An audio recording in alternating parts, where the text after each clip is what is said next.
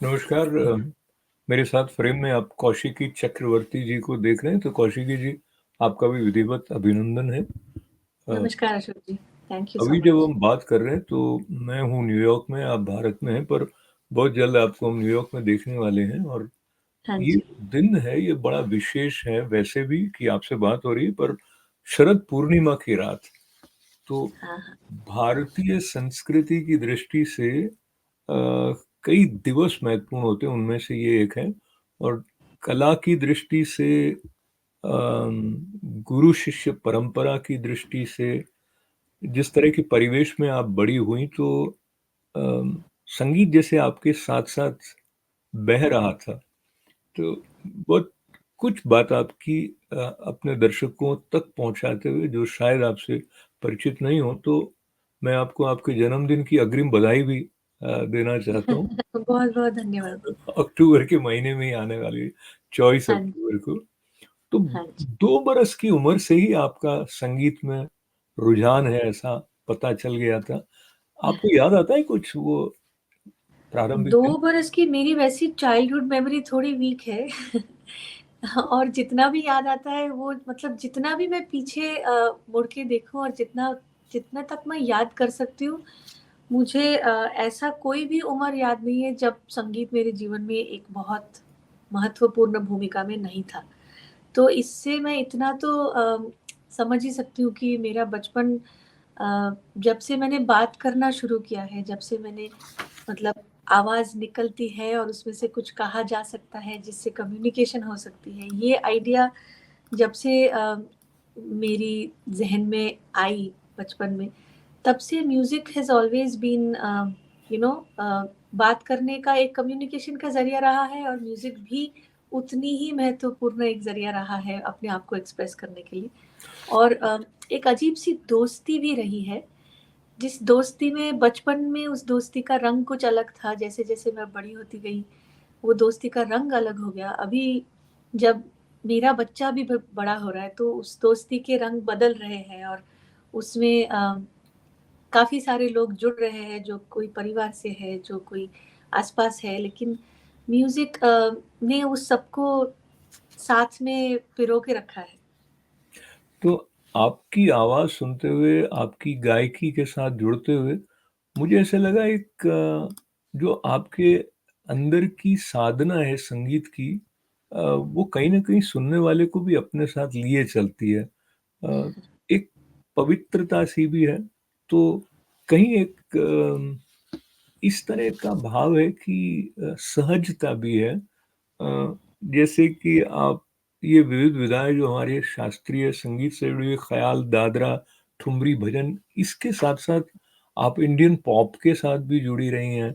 तो थोड़ा-सा ये कैसे संतुलन आपको अपने लिए एकदम कम्फ़र्ट लेवल तक ले आता है? कोई वाटर टाइट दीवार नहीं बनाई है आपने संगीत की विधाओं को लेके? मुझे लगता है कि संगीत जो है ना, वो एक लैंग्वेज है, अपने एक्सप्रेशन के लिए एक ज़रिया है, और उस ज़रिए को अगर हम नाम से बांधे तो अलग-अलग दिखते हैं। लेकिन जैसे जैसे मैं आपसे बात कर रही हूँ, वैसे मैं अपने बच्चे से बात करती हूँ, वैसे मैं अपने दोस्तों से बात करती हूँ, वैसे मैं अपने माता-पिता से बात करती हूँ।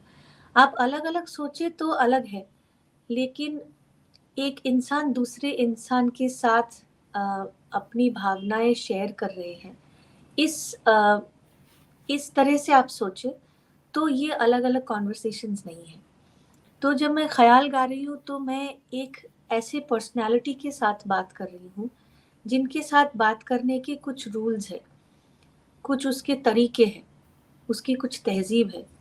और जब मैं ठुमरी गा रही हूँ, तो उसका तरीका अलग है, लेकिन मैं एक दूसरे इंसान से बात कर रही हूँ, जिनकी पर्सनैलिटी अलग है, जिनसे बात करने का वो जो फीलिंग है, वो अलग है। लेकिन मैं एक दूसरे इंसान से बात करने की कोशिश कर रही हूँ। जब मैं पॉप गा रही हूँ, that's the same thing, because I think it's only allowing yourself to talk to diverse personalities. I think as a musician हम जैसे एक्टर्स होते हैं ना, कि वो अलग-अलग किरदार निभाते हैं। लेकिन वो इंसान वही है, लेकिन जब वो किरदार में अपने आप को ढाल लेते हैं, तो वो बन जाते हैं। तो वैसे ही म्यूजिशियंस का मुझे लगता है कि जब मैं ख्याल गा रही हूँ तो मैं एक अपने किरदार में अपने आप को ढाल रही हूँ म्यूजिकली, और जब मैं ठुमरी गा रही हूँ तो वो किरदार अलग है लेकिन मैं वही मैं हूँ, और मैं उस अलग एक किरदार में अपने आप को ढालने की कोशिश कर रही हूँ। तो ये अगर हम अलग अलग सोचे तो लगता है कि जो ये कर रहे हैं वो नहीं कर सकते, लेकिन अगर हम ऐसा सोचे कि हमारे एक्सप्रेशन के लिए अलग अलग रास्ते हैं, तो ये एक्सप्रेशन के अलग अलग जरिए हैं और रास्ते हैं, अगर ऐसे सोचे तो हम कितना डाइवर्स एक्सप्रेशन को हैंडल कर सकते हैं। अगर हम डाइवर्स एक्सप्रेशन को हैंडल कर सकते हैं तो हम सब कुछ गा सकते हैं, क्योंकि music is music at the end of the day. नाम हमने दे रखी है, नाम उन्होंने नहीं दी थी, और नाम से अलग करने का जो तरीका है वो भी हमारी है। म्यूजिक ने कभी कहा नहीं था कि हम ख्याल है और हम ठुमरी नहीं है, या फिर हम ठुमरी है हम गजल नहीं है। नाम हमने दी है, but at the end of the day they are all human expressions. बहुत ही सुंदर आपने बताया जिस तरह से उसमें ऐसा लगता है कि दर्शन भी आपके साथ साथ संगीत को लेकर बहता है। थोड़ा सा संगीत की तरफ अगर हम ख्याल को लेकर बढ़ें तो ख्याल की क्या विशेषता होती है जो इस नाम के साथ उसको जाना जाता है, और अगर थोड़ा सा गाकर उसका परिचय दें। देखिए, ख्याल एक इतनी बड़ी एक विधा है जिसको एक छोटे से समय में गा के समझाना थोड़ा मुश्किल है। मुश्किल है मतलब समझाई जा सकती है, लेकिन उसका एक ही एस्पेक्ट दिखेगा। उसके सारे एस्पेक्ट जो है, क्योंकि ख्याल का मतलब है इमेजिनेशन। तो इमेजिनेशन को अगर मैं आपको 2 मिनट में समझाऊं तो एक ही उसका एक एस्पेक्ट उसका दिखेगा आपके। उसके सारे एस्पेक्ट्स अगर दिखाने हो या फिर समझाने हो या फिर आपके सामने रखने हो, तो इमेजिनेशन की तो even sky is not the limit. तो उसको उतनी समय और उसको उतनी ध्यान से पेश करना वो बहुत ज़रूरी है। लेकिन मैं इतना कहना चाहती हूँ कि ख्याल ये जो नाम है, ये उस विधा को एब्सोल्युटली जस्टिफाई करती है। बिकॉज एक राग के दायरे में रह के इमेजिनेशन किसी भी हद तक फ्लाई कर सकती है। घर में बैठ के हम अपने सपने में कहीं पे भी जा सकते हैं। अपनी आंखें खोल के हम जो देख सकते हैं, अपनी आंखें बंद करके हम कुछ भी देख सकते हैं, उसमें कोई लिमिटेशन नहीं। तो वैसे ही एक राग के दायरे में रह के उस राग की जो यूनिवर्स है, उस राग की जो दुनिया है, उसमें हम अपने आप को बहने देते हैं इमेजिनेशन में। और इसीलिए एक ही राग जो सदियों से गाई जा रही है, उसमें आज भी आप कुछ नया कर सकते हैं, क्योंकि आज आपका इमेजिनेशन वो कल की इमेजिनेशन से अलग है। तो अगर आपने यमन 50 बार गाया है या फिर 50 बार सुना है, लेकिन आप जिस दिन बैठ के उसको फिर से सुनेंगे, उस दिन की आपकी स्टेट ऑफ माइंड, उस दिन की आपकी जो आपके ख्याल आपको जहाँ तक लेके जा रहे हैं, वहां तक जाने की जो जर्नी है, वो आपके उस दिन की यमन बन जाएगी। वो शायद 2 दिन पहले का या 4 दिन बाद का यमन एक जैसा कभी नहीं हो सकता। तो अगर कोई आपको बोले कि आप उस दिन आपने यमन गाया था, बहुत अच्छा लगा, आप फिर से गाइए, तो फिर से वो चीज कभी नहीं होगी जो उस दिन हुआ था, क्योंकि उस दिन की जो मैं हूँ उसकी ख्याल उस दिन के यमन में था, लेकिन आज की जो मैं हूँ उसके ख्याल आज के यमन में आएंगे। क्या बात। तो इसीलिए ख्याल जो है वो एक इतनी बड़ी विधा है और इतनी डाइवर्स है, और उसकी दुनिया इतनी बड़ी है कि उसमें आप किसी भी हद तक अपने इमेजिनेशन को फ्लो करने दे सकते हैं, keeping in mind of course the boundaries and the universe. I mean, हम बोलते हैं कि हमारी यूनिवर्स इतनी बड़ी है कि पता ही नहीं, लेकिन उसकी भी एक लिमिट होती है। ऐसा नहीं कि राग एक लिमिटेशन का नाम है, राग एक दुनिया का नाम है, और उस दुनिया के अंदर कुछ भी हो सकता है, आप कुछ भी कर सकते हैं। तो मैं एक छोटी सी बंदिश आपको सुनाती स्वागत। हूँ, क्योंकि यमन की बात हो रही है तो मैं यमन की बंदिश सुना रही हूँ।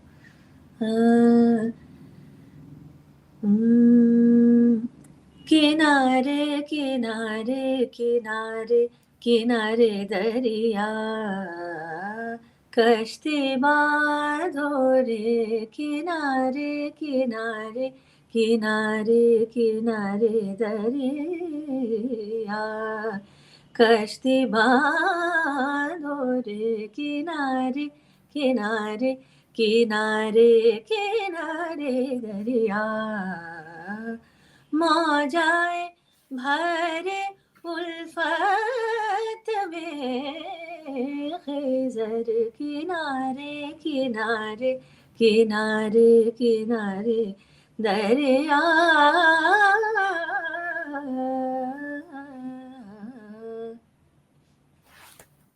बहुत सुंदर। धन्यवाद। आप गाती हैं, ऐसा लगता है सुनते चले जाएं। तो पटियाला घराना की जो पृष्ठभूमि है, उसकी क्या विशेषता आपको लगता है आपकी गायकी को पुष्ट करने में, या उसको वो स्थान दिलाने में बहुत सहायक रही है? जैसे आप दर्शन, मैं कह रहा था आपकी बातचीत में गाने और के जो आपके अ, संगीत के संबंध में आता है जी।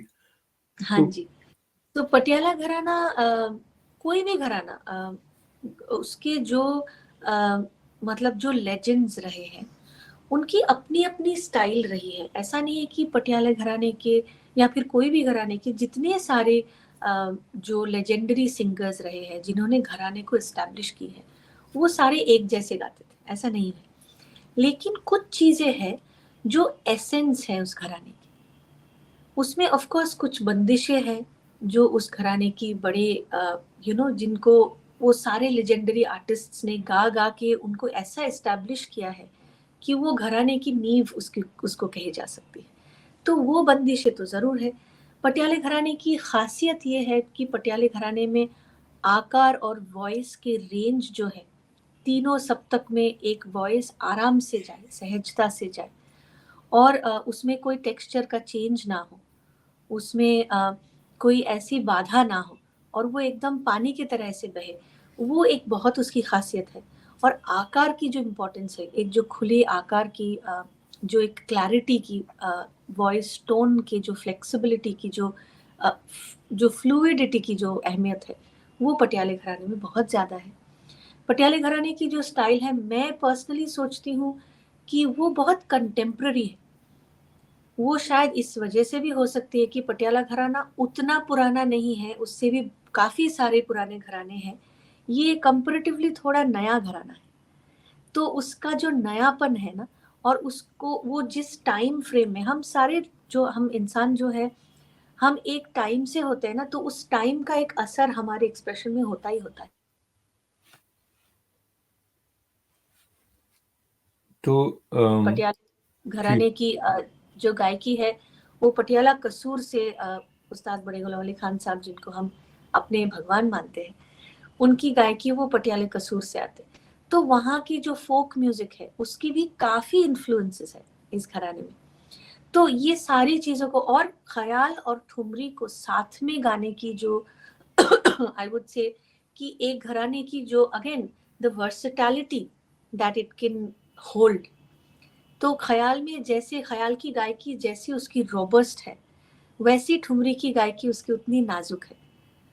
और उस नजाकत को उस रोबस्टनेस के साथ कंबाइन करना, उसको ब्लेंड करना, जब ख्याल गाए तो उसकी रोबस्टनेस निकल के आए, और जब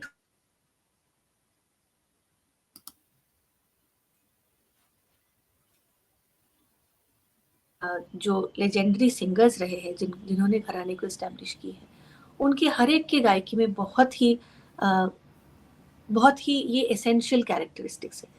ये एक स्टूडेंट के लिए जितना जितना इंस्पायरिंग है उतनी डिफिकल्ट है, क्योंकि ये सारे जो भी फैक्टर्स मैंने कहे हैं, उसकी तालीम, उसका रियाज, उसको समझ पाना और उसको गा पाना, ये एक एक लाइफ टाइम, बहुत कम टाइम है इसके लिए। बहुत ही हम कई कई जिंदगियां चाहिए हमको, कई जन्मों का रियाज चाहिए और तालीम चाहिए कि उसको हम उस हद तक कर सके कि जो इस घराने की जो खासियत है उसको थोड़ा सा जस्टिस दे सके। तो मैं तो अपने आप को बहुत फॉर्चुनेट समझती हूँ, मैं बहुत सौभाग्यशाली समझती हूँ अपने आप को कि मेरी पैदाइश और मेरी तालीम इस घराने की हुई है। और इस माहौल में हुआ है कि मुझे इसकी थोड़ी जो वो चस्का जो है ना, वो भी अगर मुझे थोड़ा-सा मिल गया तो वो भी बहुत है मेरे जैसे आपने कहा बहुत लाइफ टाइम चाहिए, ऐसे लगता है आपसे बात करने के लिए बहुत सारे इंटरव्यूज़ होने चाहिए। लेकिन जल्दी-जल्दी लिए। कुछ बातों की तरफ जब बढ़ा जाए तो उसमें हाँ जी। मुझे 2005 में जो BBC radio world music Asia Pacific category में आपको 3 बार सम्मानित आप हुई हैं और भी कई सम्मान आपको मिले हैं। आपके पिताजी को भी श्रद्धा के साथ, प्रेम के साथ में याद किया जाए, पद्म भूषण से वो सम्मानित हुए। अजय चक्रवर्ती जी, हाँ। तराना आपने 7 बरस में गाया, ये सब सूचनाएँ जो इधर-उधर से मिलती हैं, हुँ, सब कुछ बातों में मुझे लगा जो सीखने का क्रम है आपका वो अलग-अलग जगहों से होता हुआ रहा है। ऐसा लगे कि सिर्फ़ पिताजी से ही सीखते तो भी ठीक था क्या? वो एकेडमी ज्ञान प्रकाश घोष जी से भी आपने सीखा, आईटीसी संगीत रिसर्च एकेडमी से भी आपने सीखा, आप सिखा भी रही हैं। तो सीखने-सिखाने के इस क्रम को लेते हुए मैं एक तस्वीर की तरफ आपको ले जाता हूँ। तो लता जी की गायकी और आप उनसे क्या प्रेरणाएँ आपको मिली, उनके बारे में कुछ बता। देखिए, मैं पहले आपने जो कहा उसके बारे में एक चीज़ कहना चाहती हूँ कि मेरे पिताजी अजय चक्रवर्ती जी, उनके गुरु ज्ञान प्रकाश घोष जी। तो ट्रेडिशन ऐसा होता है कि अगर आपके गुरु हैं, तो आप अपने शिष्य को या शिष्या को पहले आपके गुरु के पास ले जाते हैं, क्योंकि ये एक एक लेगेसी है, एक ट्रेडिशन है। तो इसीलिए पिताजी, मेरी प्राइमरी जो शिक्षा है, वो मेरे पिताजी से ही है। और जो भी मैं किसी और से जो भी मैंने सीख पाया है, वो उस तालीम की वजह से है जो मुझे अपने पिताजी से मिली है। तो गुरुजी, गुरु ज्ञान प्रकाश घोष जी के पास मुझे बाबा ही लेके गए थे और संगीत रिसर्च अकेडमी में वो गुरु रहे हैं और उनके ही अंडर मैंने सीखा है। और वो अकेडमी में ऐसा ही वो गुरु शिष्य परंपरा के हिसाब से ही वहाँ पे सिखाया जाता है। तो ये तो थी मेरी जो विधिवत जो शिक्षा है उसकी जो जर्नी रही है। और उसके बाद उसके अलावा भी मैंने जितने म्यूजिशियंस को, सिंगर्स को, लेजेंडरी आर्टिस्ट्स को जिनको मैंने सुना है, जिनको मैंने देखा है बचपन से और उनके साथ समय बिताने का मुझे सौभाग्य मिला है, मुझे लगता है मैंने हर एक से सीखा है। और लता जी एक इंस्टीट्यूशन है, she is an institution in herself. उनके सामने बैठ पाना, उनको देख पाना, उन उनसे उनकी बातें सुन पाना, उनकी आवाज़ कानों में आना, वो शहद घुलने जैसी होती है। वो गाना ना भी गाए, वो बात भी करे, तो भी लगता है कि आप कानों में ना शहद घुल रही है, कानों में कुछ ऐसा म्यूज़िक आ रहा है, जिसकी वर्णन नहीं की जा सकती। तो मुझे उनका आशीर्वाद इतना मिला है और उन्होंने मुझे इतने प्यार से, कई बार मैं उनसे मिली और उनके पिताजी के नाम से जो अवार्ड है, दीनानाथ मंगेशकर जी के नाम से जो अवार्ड है, उसके लिए उन्होंने मुझे लायक समझा, उन्होंने मुझे बुलाया और वो आशीर्वाद उन्होंने मुझे दी। और कई बार मेरे कॉन्सर्ट्स में वो आए, मैं उनसे उनके घर में मिली, मैंने उनको गाना सुनाया, उनकी गाई हुई कई सारे अभंग मैं गाती रहती हूँ और मैंने उनको सुना के बाकायदा परमिशन ली है कि मैं गाऊँ, आपकी इजाज़त हो तो मैं गाऊँ। इतना आशीर्वाद मुझे उनसे मिला है कि ये माँ सरस्वती के आशीर्वाद, हमने उनको देखा नहीं है, लेकिन हमने जिनको देखा है और जिनको देख के, सुन के हमको माँ सरस्वती पे विश्वास आती है, वो लता जी हैं। तो उनके आशीर्वाद सर आँखों पर। तो गुरु शिष्य परंपरा की बात को लेते हुए जो आप न्यूयॉर्क पधार रही हैं, तो संगीत मार्तंड पंडित जसराज जी के नाम से एक ऑडिटोरियम जो वैदिक हाँ, हेरिटेज में है, वहाँ पर आप परफॉर्म करने वाली हैं। यस। और हाँ। गुरु माँ का दर्शन करने का आपको अवसर हुआ होगा कि नहीं, जो कि हाँ, हाँ, सशरीर। बहुत कई सारे बार, कई बार। हम्म। मैं पहली बार जसराज जी ने मुझे बुलाया था गाने के लिए कलकत्ते में, उन्हीं के एक ऑर्गेनाइज़ की हुई कॉन्सर्ट में। I was a teenager at that time and since then I have been blessed by him and he adored me, he loved me, his affection and blessings. I think I count on these blessings every day in my life.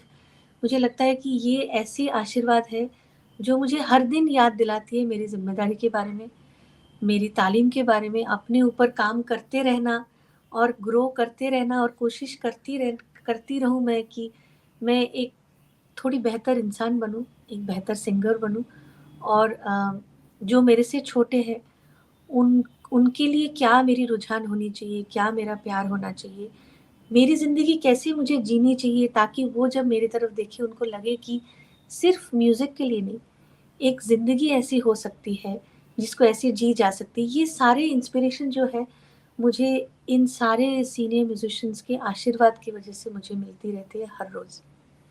Kaushiki जी, आपसे बात करते हुए ऐसा लगता है कि निश्चलता होती है, एक सहजता होती है, विनम्रता होती है, उस सुरों के साथ बहती हुई जो आपको समृद्ध करती है, वो आपके द्वारा संप्रेषित होता है।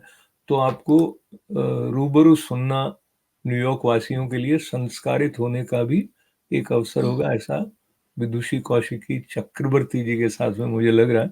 और जहाँ एक विदुषी शब्द से लगता है कि कोई बहुत ज्ञानी हो, वो तो है ही है, लेकिन फिर भी नहीं, विदुषी शब्द से मुझे बहुत अनकंफर्टेबल फील होता है। मैं सबको बोलती रहती हूँ कि बस कौशिकी काफ़ी है, उसके आगे पीछे कुछ लगाने की ज़रूरत नहीं है। लेकिन शायद प्यार प्यार से वो उनका जो प्यार है वो एक्सप्रेस करना चाहते हैं।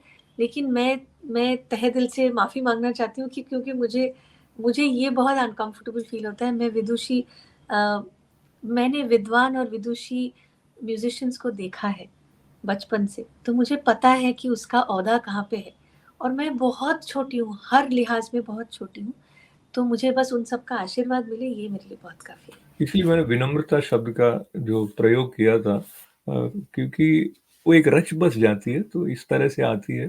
पर बात को लेते हुए मैं दूसरी तरफ थोड़ा-सा जाऊँ तो आपने फ़िल्मों में भी गाया है। गुलाब हुँ, हुँ। गैंग एक फ़िल्म, उसमें भी और भी बहुत सारी फ़िल्में रही हैं, तो अ, थोड़ी उसकी चर्चा करने के पहले मैं आपका पहला एल्बम था अ जर्नी बिगिन्स, और अभी अक्टूबर 2 में भी आपने कुछ रिकॉर्ड किया है, वो कोक स्टूडियो में या कुछ? नहीं, अक्टूबर 2 को actually good you asked because I think मैं पहली बार इसको किसी भी मीडियम में बोल रही हूँ। 12 सालों के बाद मैं अपने एल्बम पे काम करना शुरू की हूँ। तो मेरा एल्बम अगले साल ये एल्बम आएगा और ये काफ़ी इंटरेस्टिंग है मेरे लिए क्योंकि मैं बहुत फ्रीक्वेंटली एल्बम करने की मतलब मैंने सोचा ही नहीं कभी और 12 सालों तक मैंने इंतज़ार किया है इस वजह से कि मैं एल्बम तब करना चाहती थी, जब मैं अपने आप को किसी नए ढाँचे में ढालने के लिए तैयार हूँ। क्योंकि मुझे लगता है कि तभी कुछ नया आना चाहिए जब मेरे अंदर कुछ अलग होता है। जब मैंने अपने आप को उतना टाइम दिया है कि मैं सच में कुछ अलग करने के लिए तैयार हूँ। तो मुझे लगता है कि 12 सालों के बाद अभी फाइनली जो ये एल्बम आ रही है, उसमें जो लोग मुझे जानते हैं, जो लोगों ने मेरा गाना सुना है और सुनते आ रहे हैं, उनके लिए ज़रूर बहुत कुछ है उस एल्बम में। लेकिन जिन्होंने मेरा गाना क्लासिकल म्यूज़िक के ज़रिए इतना नहीं सुना है और जिन्होंने सुना है, उनके लिए भी एक बहुत नई नई एक कौशिकी चक्रवर्ती को उनको सुनने को मिलेगा और उसमें मैंने बहुत काम किया है और सिर्फ़ म्यूज़िकली नहीं, मुझे लगता है कि हमको इमोशनली भी, स्पिरिचुअली भी बहुत अपने आप को उतना समय देना पड़ता है कि हम एक्चुअली अपने आप को एक अलग अलग रंग में प्रस्तुत करने के लिए तैयार हों। तो ये एल्बम मेरे लिए बहुत ख़ास है और अगले साल जब ये आएगा मुझे विश्वास है कि अ, एक बहुत अलग रंग में, एक बहुत अलग रूप में, बहुत अलग आवाज़ में मेरा गाना सुनने को सबको मिलेगा और मुझे विश्वास है कि सबको अच्छा लगेगा। तो संगीत के साथ जो आपका एक सच्चा संबंध है, वो प्रकट इस रूप में हो रहा है, उसके लिए बधाई, और हमारी हम सब की प्रतीक्षा रहेगी। मुझे आपके एल्बम्स के धन्यवाद। नाम बड़े अच्छे-अच्छे लगे, तो एक प्योर नाम से एल्बम हाँ। आया था। पुरानी बात हो गई है, लेकिन प्योर तो हमेशा प्योर रहने वाला है। तो तो प्योर एल्बम को याद करते हुए कीर्तन का कोई एक छोटा-सा छोटी-सी झलक आप यदि हम तक पहुँचाएँ। और एक प्रश्न और जोड़ दूँ, जो कॉन्सर्ट्स होती हैं तो पहले से आपके मन में व्यवस्थित होता है क्रम कि ये प्रस्तुति होने वाली है, या एनर्जी कुछ इंस्पायर करती है? अब मैं कल्पना कर रहा हूँ हाँ। कि जब आप वैदिक हेरिटेज में परफ़ॉर्म कर रही होंगी, तो क्या कॉन्सेप्ट आपके मन में है, या वो स्फूर्त होगा? देखिए कॉन्सर्ट से पहले ना हम पहला राग थोड़ा सोचते हैं कि ये राग से शुरू करेंगे मूड के हिसाब से, समय के हिसाब से। लेकिन वो राग ही सिर्फ हम डिसाइड करते हैं, लेकिन राग का जो अनफोल्डमेंट है, वो राग आपसे क्या बात करेगी उस दिन, वो बिल्कुल उस दिन की, उस शाम की, उस सुबह की, उस ऑडियंस की, उस जगह की, उसकी एनर्जी पे बहुत ज़्यादा डिपेंड करती है। इसको पहले से सोच के डिसाइड करके हम कभी नहीं आ सकते। हम उस मोमेंट में the truth and the energy of that moment absolutely takes over, and takes over in certain way that it drives you with so much energy and force कि आप उसमें बहने को तैयार हो जाते हैं। तो every that is why I think every concert is very special for a performer, क्योंकि उस कॉन्सर्ट में क्या होने वाला है वो मैंने तय नहीं कर रखा है। वो उस मोमेंट की मैजिक है, और जितना ऑडियंस इंतजार कर रही है उस मैजिक को एक्सपीरियंस करने के लिए, उतनी ही मैं भी इंतजार कर रही हूँ उस मैजिक को उस मोमेंट में एंजॉय करने के लिए। तो कुछ थोड़ा सा समापन हमारी बातचीत का हो उससे पहले कीर्तन नुमा या कोई। हाँ, कीर्तन देखिए कीर्तन एक बहुत ही मैं बंगाल से हूँ, और कीर्तन बंगाल की ट्रेडिशन का एक बहुत अहम हिस्सा है। इट्स अ स्पिरिचुअल स्पेस, और स्पिरिचुअल स्पेस होते हुए भी वो, क्योंकि राधा कृष्ण के बारे में ज़्यादातर कीर्तन है, तो उसमें बहुत ही एक डिवाइन रोमांस भी है। तो ये सूफी से बहुत ही पास है in terms of the emotional, the spiritual space that it talks about, the essence that the soul of कीर्तन, वो बहुत ही वो रोमांस भी बहुत डिवाइन है। लेकिन वो बंगाली में है, तो मैं एक लाइन बंगाली की ज़रूर गाऊंगी। लेकिन मैं ये भी बोलना चाहती हूँ कि क्योंकि आपने कोक स्टूडियोज मेंशन किया है, कोक स्टूडियो का मेरा जो गाना था वो बहुत साल पहले की, 10-11 साल पहले की, तो वो भी एक कीर्तन नुमा धुन है। तो मैं उसका भी एक लाइन और एक ओरिजिनल कीर्तन का एक लाइन मैं दोनों स्वागत। सुना।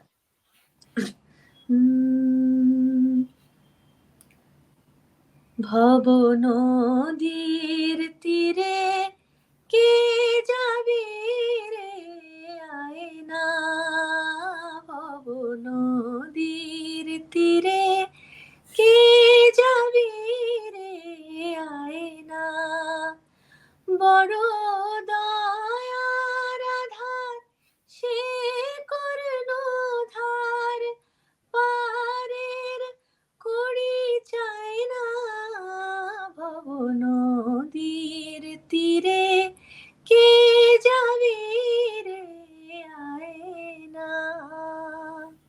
ये एक ओरिजिनल कीर्तन है। और जो गाना मैंने कोक स्टूडियो में गाया था, ओरी रहना तेरा छोना, चांद है चित चोर, मुँह दिखाए आधा पौना, तरसे मन का चकोर, तारों की दश्त में ये फिरता बंजारा, हाँ क्यों मुझे भा गया है जुल्मी आवारा है, ए लागी लागी लागी लागी लागी लागी लागी लागी लागी रे लगन चित चोर। Thank you so much. क्या बात है। तो हमारा साथ निभाया सुरों के साथ कौशिकी जी ने। बहुत बहुत मंगल कामनाओं के साथ धन्यवाद, आभार बहुत आपका। बहुत धन्यवाद। आप सभी का हमारे साथ जुड़ने के लिए बहुत बहुत शुभ कामनाओं के साथ आभार। अशोक व्यास को और कौशिकी जी को अनुमति। नमस्कार। नमस्कार।